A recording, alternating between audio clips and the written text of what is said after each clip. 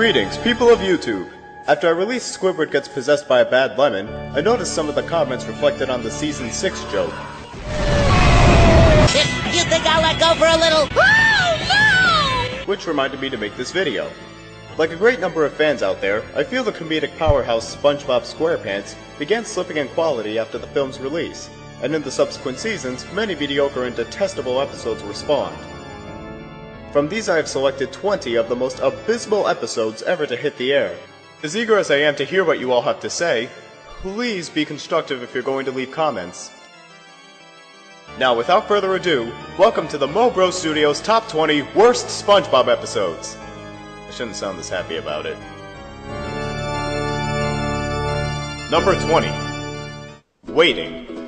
At the beginning of Season 5, Nickelodeon began turning out an onslaught of really brief and uninspired episodes.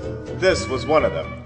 Basically, SpongeBob sends out a mail order for a free toy and then spends all his time waiting for it to arrive. I'm waiting! We're waiting! Needless to say, this is about as entertaining as watching your mailbox for 7 minutes. Not to mention the jokes are about as contrived as the plot. Send in the box tops? Before eating all the cereal? Gary, you are a genius! When the toy finally arrives, Patrick seems to break it, which gets our new Gen star's Pantis in a twist. You ruined my free toy! The rest of the episode is them crying until Squidward shows up and fixes the toy. If you thought that was a bad premise for an episode, just wait till you see what's coming up later. That was my cake. What is a present? Oh yeah! The fork! Forks? Come on! Number 19. Best Day Ever. This was one of those SpongeBob specials that was nothing more than a hyped-up ratings trap. Nickelodeon advertised this like it was going to be one of SpongeBob's best episodes ever, with an entire 100-episode-long marathon leading up to it. But instead of a clever, worthwhile fiesta we'd expect from the old writers, Best Day Ever turned out to be a series of bland, unfortunate events that feels about as curt as number 20. Though SpongeBob randomly decides to make this particular day his best day ever, nothing on his agenda seems to work out in his favor. This best day ever isn't going so good. No work, no karate, no jellyfishing. The most comedy we get out of this episode is the scene where SpongeBob tries to break into Squidward's clarinet recital. Is it at least funny? Not really. It's about as generic as a bad Hanna-Barbera cartoon. Oh dear, I don't have a ticket, but I want to go to this show. What should I do? When SpongeBob finally does get inside, we see the recital end as soon as he sits down, causing him to again get his panties in a twist. This was supposed to be my perfect day, but then everything went down! You know, it's a time like this where this scene would be appropriate. We all had dreams. What makes you so special? But because SpongeBob accidentally helped his friends during his selfish pursuit, they all decide to do something nice for him, leading up to the wretched song number that kicked off this so-called special. It's the best day ever! As cheesy as this sounds, Best Day Ever is one of the worst ever. Number 18. Krusty Dogs. I'm gonna let Petrie sum this one up. It's boring, boring, very, very boring. This is one of the only episodes I've watched and felt genuinely bored throughout the entire thing. The story begins with SpongeBob fooling around with leftover Krabby Patty meat and subsequently inventing the Krusty Dog. This wiener tastes just like a Krabby Patty! Maybe we can add them to the menu! I'm not impressed. Neither am I. What's even more impressive is the conflict in this episode. When all the guys in the restaurant start chanting for wieners, Mr. Krabs decides to put Krusty Dogs on the menu.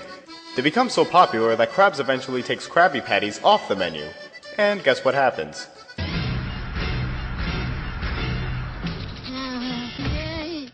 And then we get a good, slow 3 minutes of nothing happening. SpongeBob! SpongeBob! Wake up! Where am I? And what are these paramedics doing here? You're back in your own kitchen. And the paramedics are here to revive you. Krabby Patties off the menu, grill and spatula missing. Why does this ring a bell? Oh yeah, they copied this conflict off of an earlier episode. Anyway, after a couple of lame attempts to get rid of the Krusty Dogs, SpongeBob hides a balloon inside of one and then pops it. The Krusty Dog is about to explode! What? Where?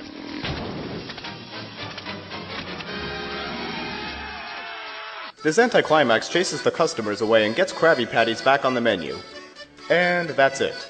Very boring.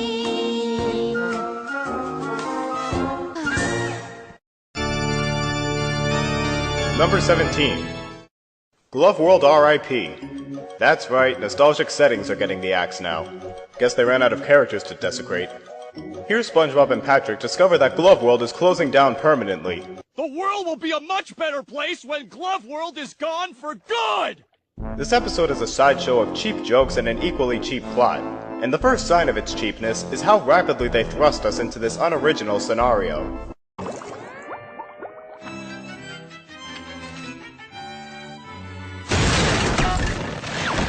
That didn't take long, did it?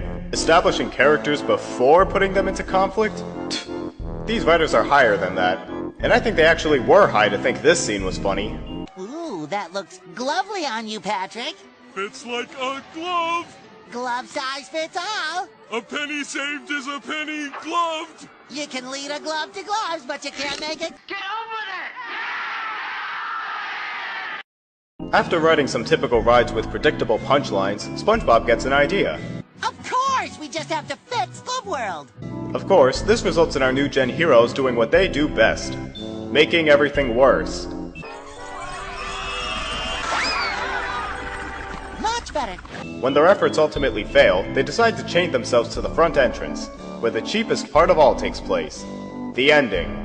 The only reason we're closing down Glove World is because Glove Universe is opening tonight. See for yourself. Glove Universe? Of course! Give me the key. What key? SpongeBob? If only they died there. Number 16. To Love a Patty is called paraphilia. This episode is just creepy. SpongeBob ends up making a Krabby Patty in the shape of a woman's head and falls in love with it. Now, it's not like he loves it like an artist loves his work. He actually loves it in a romantic way. I love crepes. Oh, Patty, when we're together, I feel like we're in our own little world. I swear, the further we get into this episode, the more it looks like SpongeBob's ready to lay this thing. They put so much focus on this seventh circle plotline that the humor just seems to fall into the background. And when it surfaces, it sounds as phoned in as ever. Hey, how'd they know? I love grilled shoes! Oh, but that's not even the worst part. This is... Oh, baby, they may call me a fool, but I can't help our gravitational pull.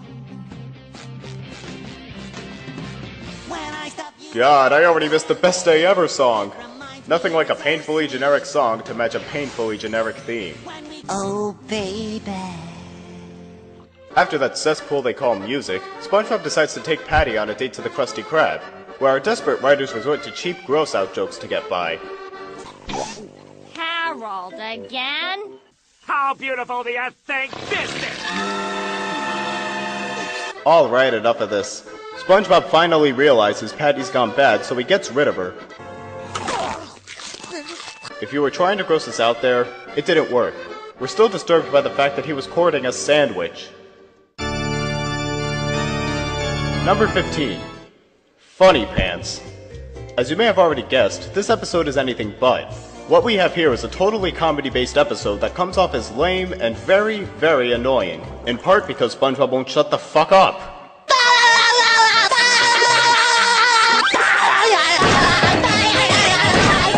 Exactly what was so funny that has him laughing this much? Another day, another nickel. Wow, that's not even a joke. Like the audience, Squid gets quickly fed up with SpongeBob's laughing and scares him into shutting up. SpongeBob, you've got to be careful. You're going to burn out your laugh box. If you use it too long without giving it a break, it burns out. And so, SpongeBob encounters a bunch of things that almost make him laugh, each of them being the lamest comic props you can think of. Banana peels, whoopee cushions, and pies. No actual wit here, just basic slapstick. After not laughing for a while, SpongeBob wakes up to find his laugh is gone. Things take a turn for the worst when he fails to get it back, resulting in the even more annoying half of the episode.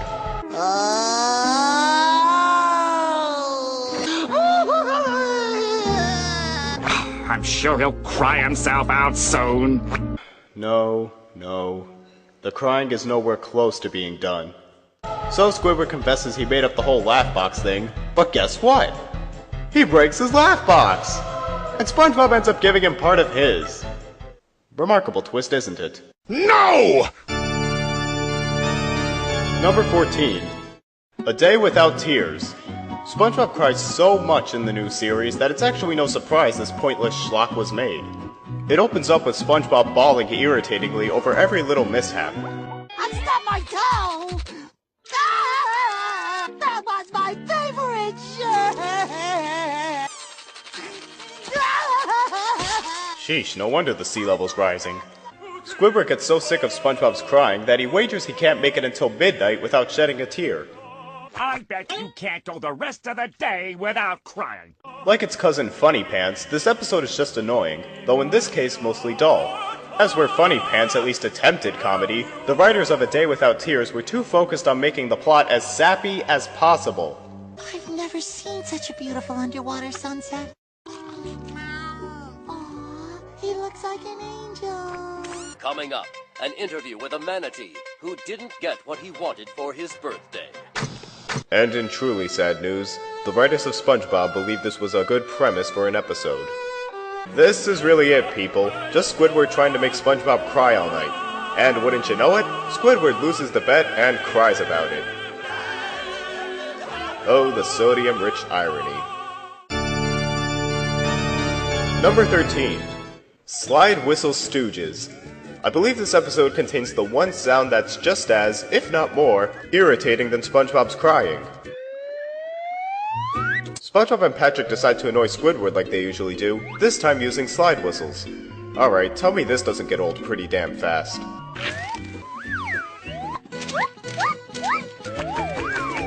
Go away! Squidward eventually decides to give SpongeBob and Patrick a taste of their own medicine, but of course they enjoy it. You have got quite an ear for music. Don't you? I do. It only gets worse from here on in. In a weak twist of plot that doesn't make any sense, the whole town gets pissed off at Squidward and decides to form a lynch mob. Overused gag is overused. Blah blah blah, slide whistle, blah blah blah. And Squidward goes over a cliff in a gasoline truck.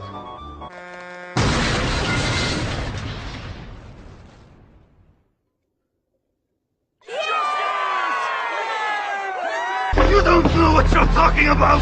You can all go to hell! Though instead of dying, Squidward ends up hospitalized and we get more ear rape.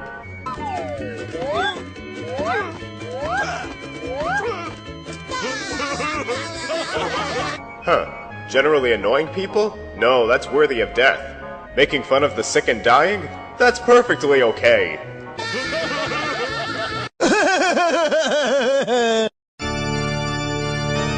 Number 12. And now, from the writers behind Best Day Ever, comes the kid-friendly gore-fest of the summer. The Splinter. What begins as a day of generic filler quickly turns to a day of excessive body horror.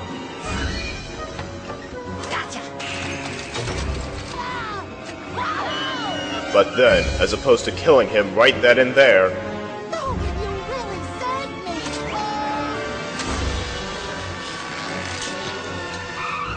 and the horror begins. You have got to go. Oh, that kind of hurts. Come on. Oh, that really hurts. No! Oh my god! After that cringing sequence, Squidward peeks into the kitchen to see what's up. Yeah, when Mr. Krabs finds out, oh man. Finds out what? I Splinter?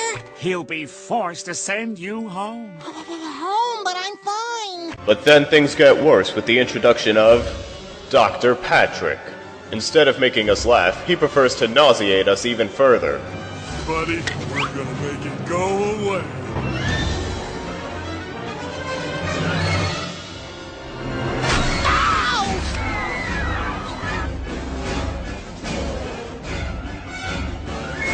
Finally, for the climax, Mr. Krabs ends up hearing about the Splinter and wants to see it. Well, what's this about a Splinter that Squidward's been telling me all about? All right, boy, let's see it.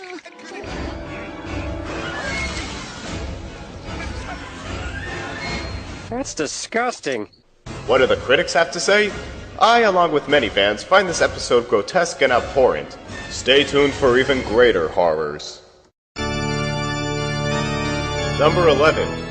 Squid's Visit. Had enough gore? Well, now we're in for a disturbing dose of psychological horror. One of the major drawbacks to these later episodes is that each character tends to have one overly exaggerated trait, like Patrick's stupidity or Sandy's interest in science. In this case, they chose SpongeBob's unsettling obsession with Squidward.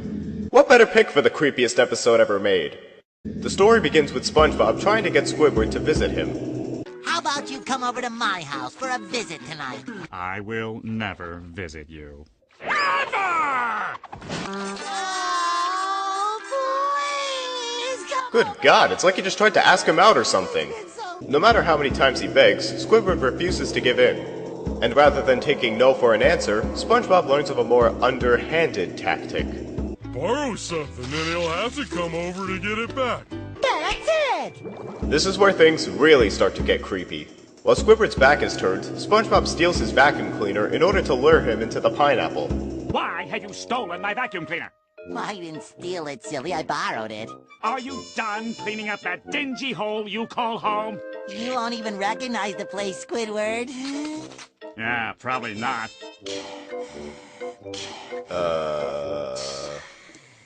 But instead of going to the police... Squidward! I've been expecting you. It turns out that SpongeBob renovated his entire house to look exactly like Squidward's. Please make yourself at home.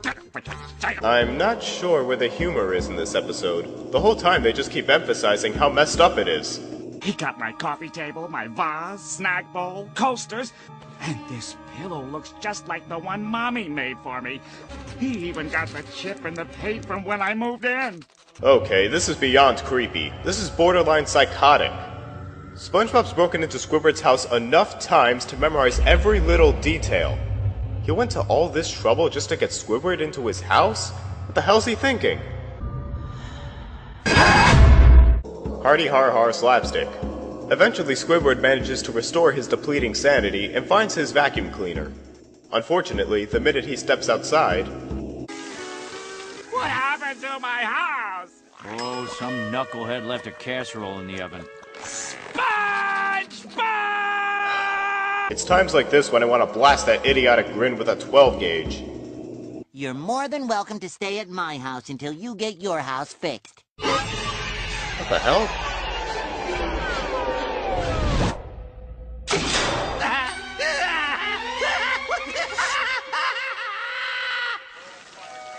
Squidward? Shut up! At least Squidward ends up sleeping soundly in his replica. Or does he?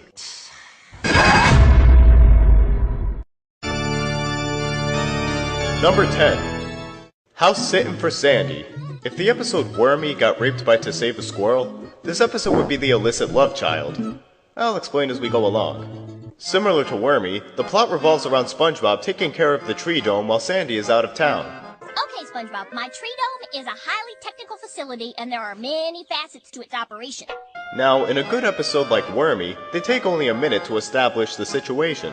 Here, it takes them half the damn episode! This majestic structure is my kelp greenhouse. Its functions are completely automated, so all you have to do is check this thermometer right here and make sure the temperature is normal. Not only does she have to spell out every responsibility she has for SpongeBob, but directly after this, SpongeBob repeats everything we just saw.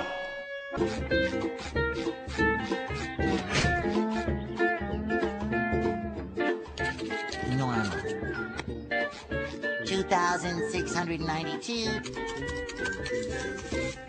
2,693. So finally, midway through the episode, our conflict shows up. I'd like to ask you to please immediately exit the tree dome. Exit the tree dome? So Patrick argues with him for a couple minutes over letting him stay at the tree dome, and after he finally convinces him... Tell me again what it is you're gonna do. Not touch anything. Mm-hmm, what else? Not do anything. And... Patrick, how many times do we... Guys, the episode's almost over. It's a bit late to get on with it now. But that's okay. Our brilliant writers have a quick, stupid way to wrap things up. Sandy! How was the Inventors Convention? I brought home something real handy.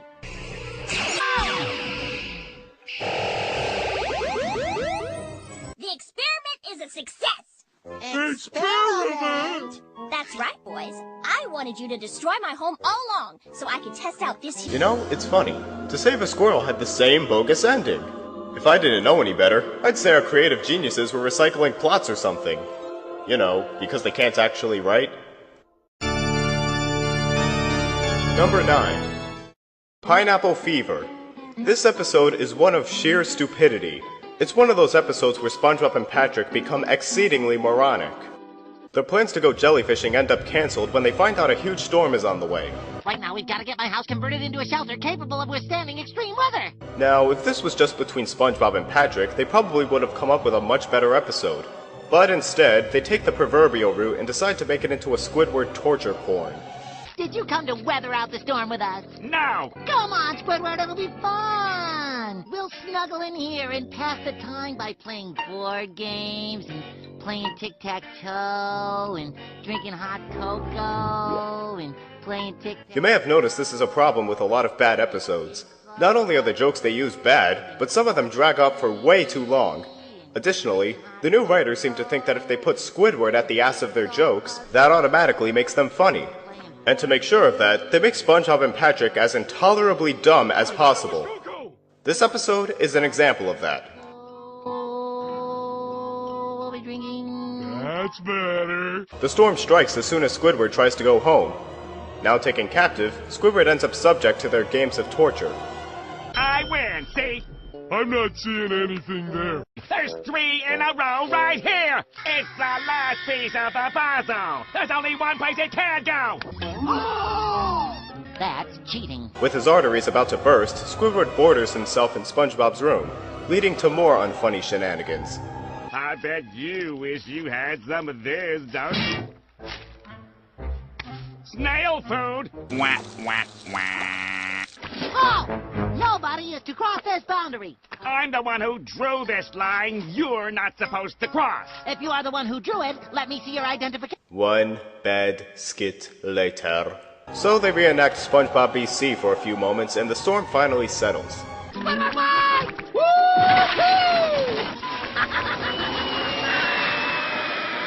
Oh, Squidward, why must they pick on the one character on this show with any remaining likability?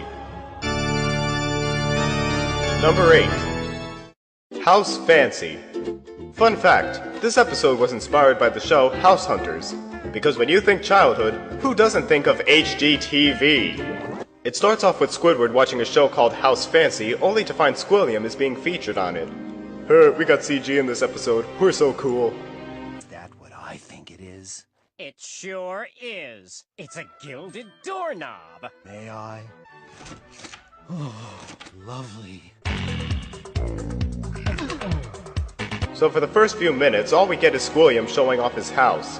A 130-foot-long sculpture of my unibrow. Your phone is ringing. Oh. Hello? Cut the visual gimmicks and get to the comedy. It's for you.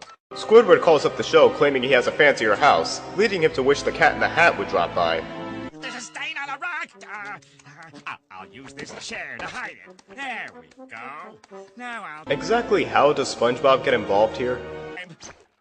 You go away and never come back. But Squidward, if I do that, then how am I gonna help you get your house ready for the big TV show? How did you know about that? I was spying on you. Oh, this is gonna end well. Squidward decides to let SpongeBob help get his house ready, which proves to be a grave mistake. Not because he fucks up the one simple thing he was supposed to do, but because he causes this notorious scene. We moving her too. Hang on, I'm trying to get a grip on the thing. Now don't move it till I say... Okay, it's on my foot. Now don't... SpongeBob, I told you not to move it till I say... Is this supposed to be funny? For kids, no less? What sadistic creep thought that was a good idea? Oh, you've gotta be kidding me. You directed and co-wrote Band Geeks, for God's sake. Show some dignity! I wouldn't go in there for a couple days. Please, please! Too late. Get me out of my misery! Anyway, SpongeBob starts to vacuum the place, but it sucks up everything in sight, right up to the brink of exploding. To quote Stuart K. Riley, "Oh, so original. That ain't been done before." Something else we've never seen before.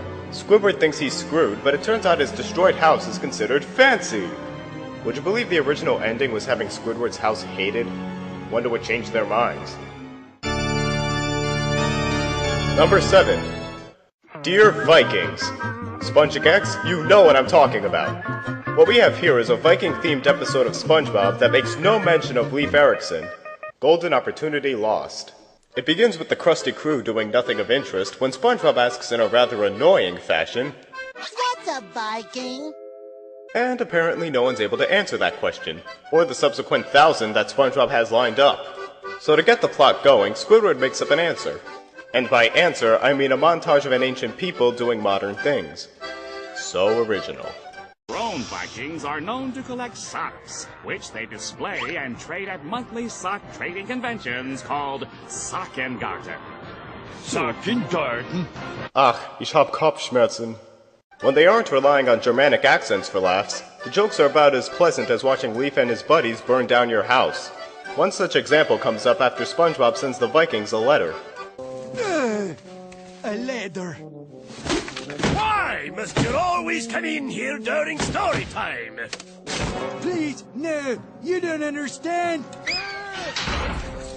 Your Majesty, look! A letter! How incredibly interesting.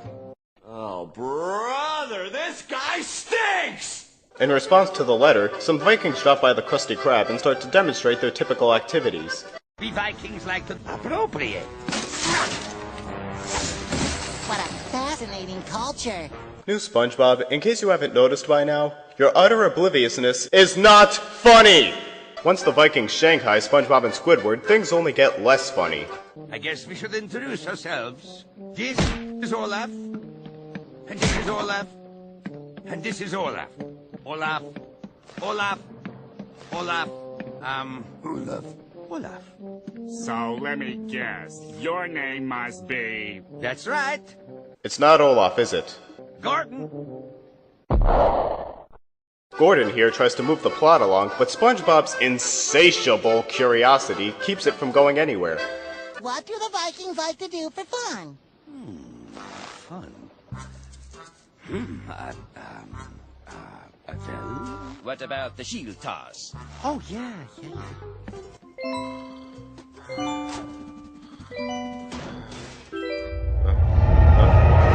No! Get away! What about... After wasting a good chunk of the episode on SpongeBob's questions, Squidward ticks off Gordon and is set to be catapulted out to sea. You can't do that! You mean to question the will of the tribe? If it means saving my best friend, then yes. Like in House Sittin' for Sandy, the writers have failed to realize it's far too late to tell an actual story, so they instead shoehorn in a last-minute conflict. This is the end! The end of the Vikings! Get ready for one of the single worst endings in SpongeBob history. Goes nothing!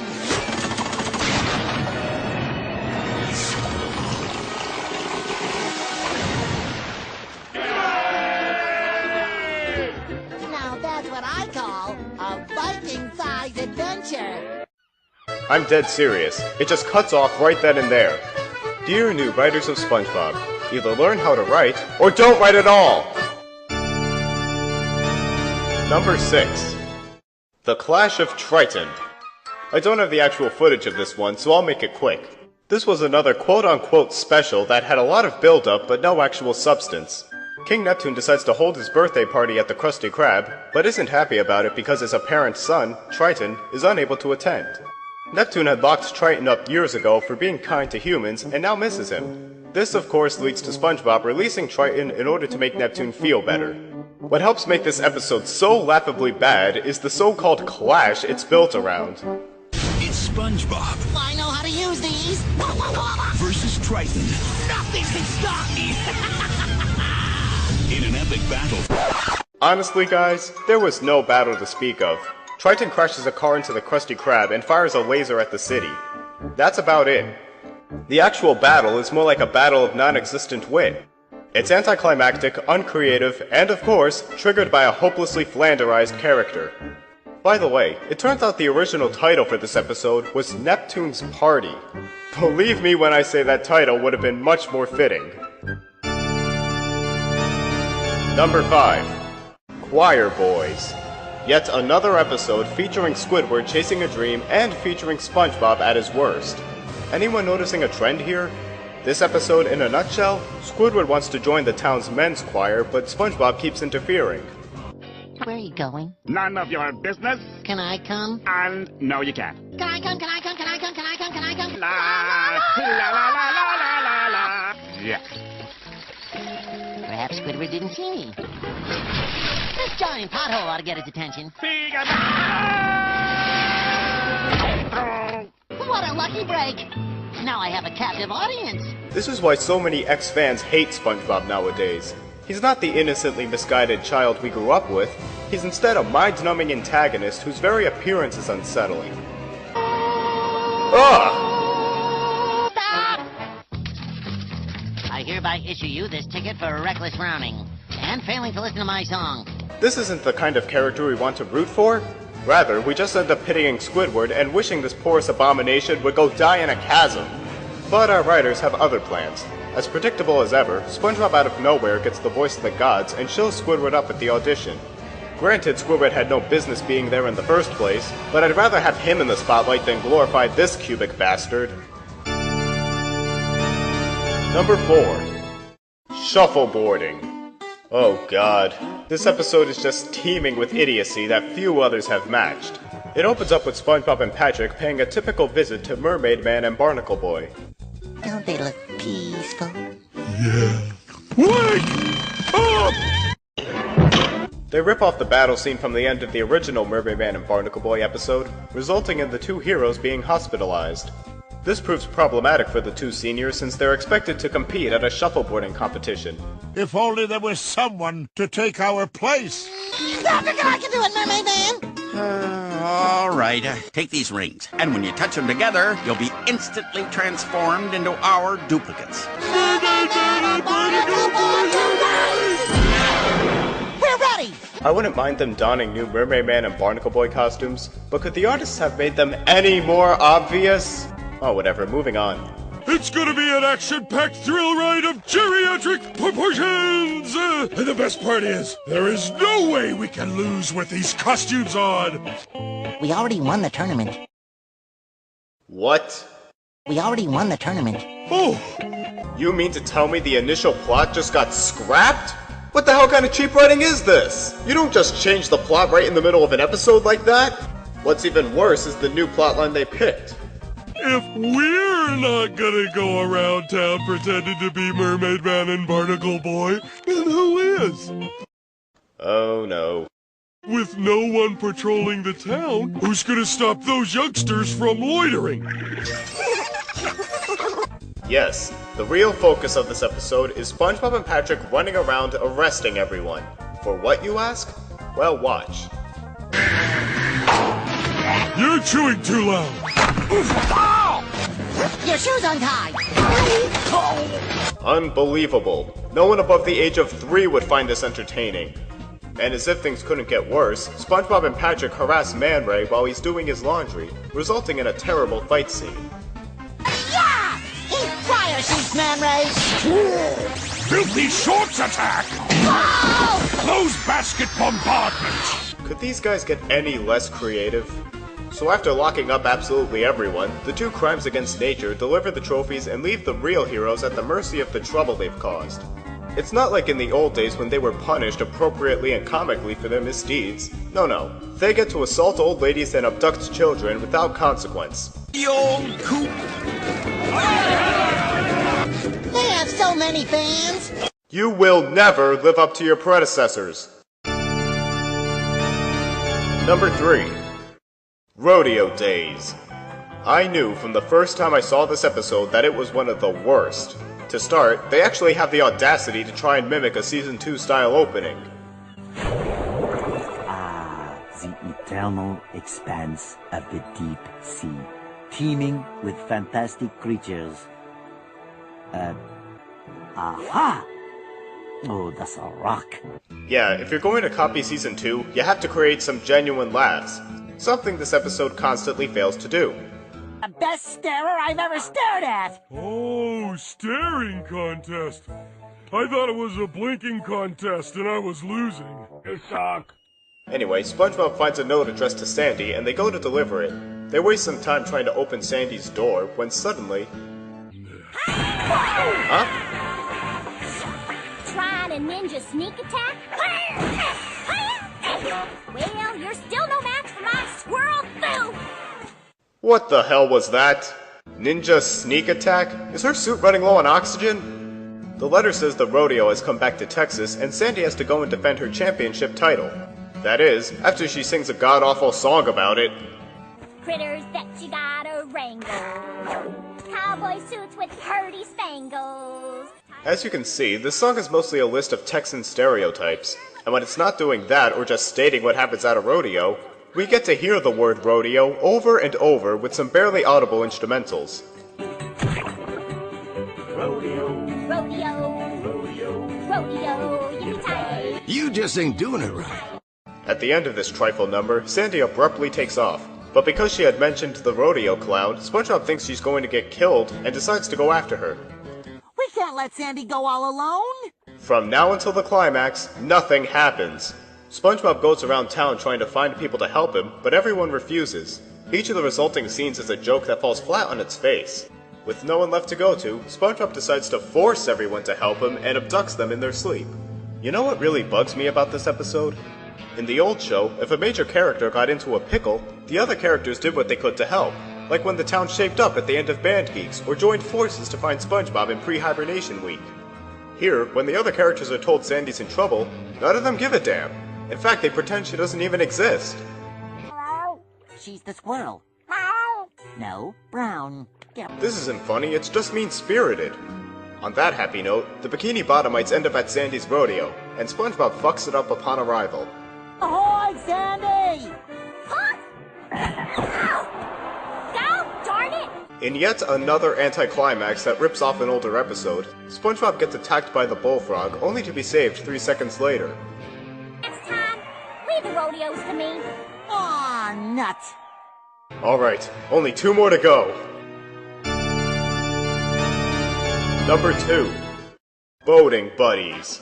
Remember when I said in some episodes SpongeBob becomes a mind-numbing antagonist whose very appearance is unsettling? This episode is the epitome of that. I don't even know where to start. Actually, how about this?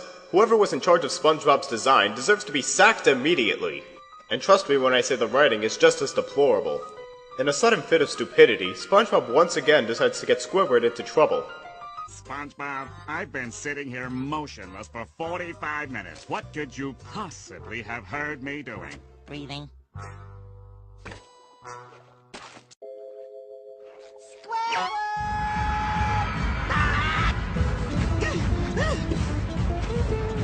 It's locked.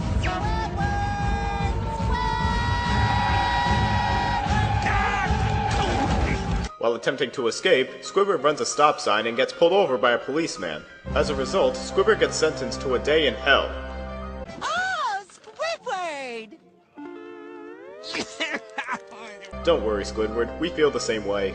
Not only do they manage to make this episode incredibly annoying, but they decide to make it uncomfortably sketchy as well. teach you everything I know, and then we can... We won't be doing... Anyway, Squidward tries to explain what happened while the cubic creeper stares him down. Ugh, if that's not a rape face, I don't know what is. Also, throughout this episode, the writers seem to equate funny with downright cruel. I'll have to eat over here, just like back in grade school.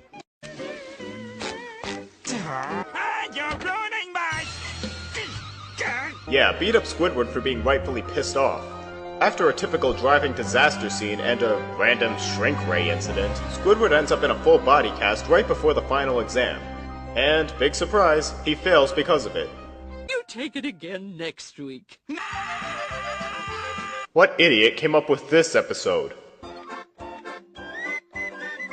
Springer, I have lost all faith in you. Number 1. Atlantis Square Pantis. Okay, a lot of you probably saw this coming, and I'm aware this was a TV movie.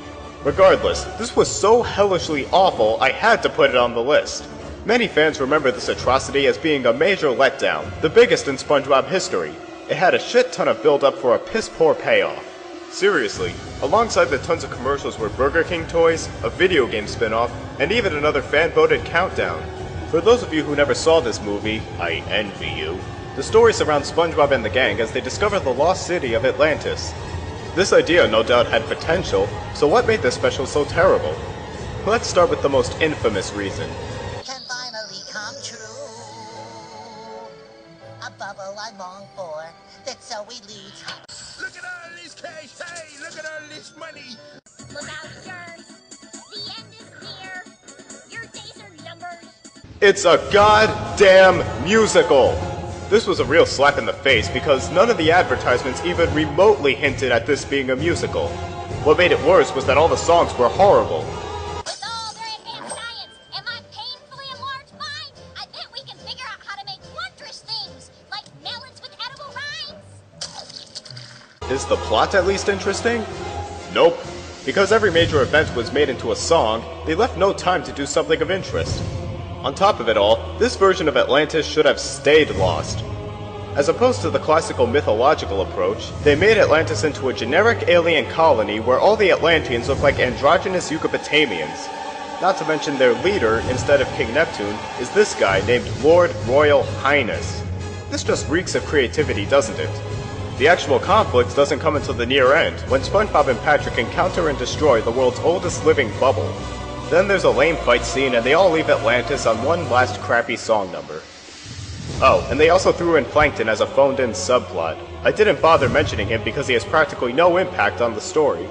They literally just throw him in during one of the songs. Such a valiant desire. Atlantis Square Pantis was a thorough and complete fuck-up, making it the worst SpongeBob episode of all time.